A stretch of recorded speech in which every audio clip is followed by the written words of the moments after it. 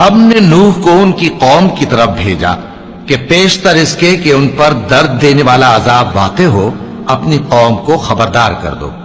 انہوں نے کہا کہ بھائیو، میں تم کو کھلے طور پر خبردار کرتا ہوں کہ اللہ کی عبادت کرو اور اس سے ڈرو اور میرا کہا مانو، وہ تمہارے گناہ بخش دے گا اور موت کے وقت مقرر تک تم کو مہلت عطا کرے گا۔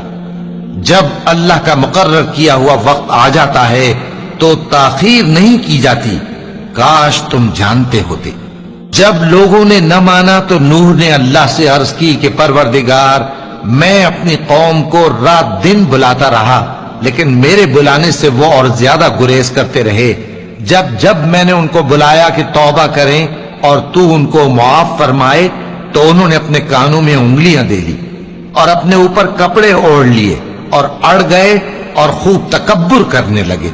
پھر میں ان کو بلند آواز سے بھی بلاتا رہا، پھر علانیہ بھی اور رازداری سے بھی سمجھاتا رہا۔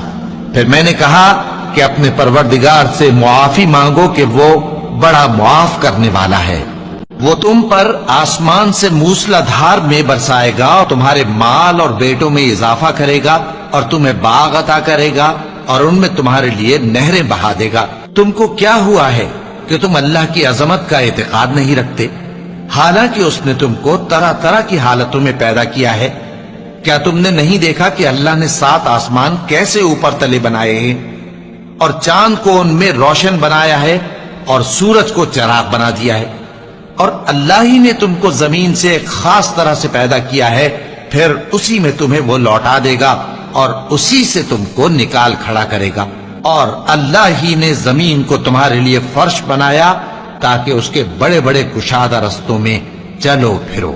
آخر میں نوح نے عرض کی کہ میرے پروردگار، یہ لوگ میرے کہنے پر نہیں چلے اور ایسوں کے تابع ہوئے ہیں جن کو ان کے مال اور اولاد نے نقصان کے سوا کچھ فائدہ نہ دیا، اور وہ بڑی بڑی چالیں چلے اور کہنے لگے کہ اپنے معبودوں کو ہرگز نہ چھوڑنا، اور ود اور سوا اور یغوث اور یعوق اور نصر کو کبھی نہ چھوڑنا۔